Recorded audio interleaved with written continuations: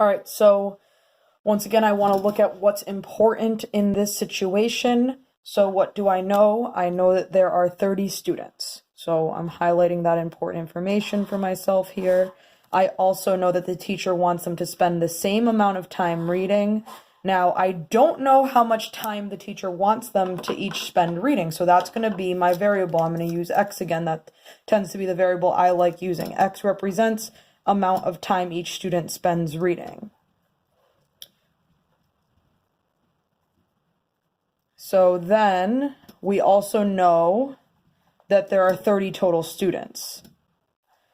So if I'm thinking, okay, each student's going to read a certain amount of time, well, I could be like, okay, what if each student read 5 minutes? So I'd be adding 5 to itself, 5 plus 5 plus 5, 30 times. Repeated addition is multiplication. So I know that what I'm doing is 30 times X. Now we want to be careful because in algebra, we don't represent multiplication with an X symbol like you did in middle school or elementary school. We are just multiplying the coefficient 30, number of students, times the variable X. 30X ends up being the expression that represents this situation, and then I can evaluate as necessary if my teacher tells me, okay, you're each going to spend 4 minutes reading, 3 minutes reading, whatever, multiply that in and get my total amount of time reading. So this expression represents how much time the class is reading altogether.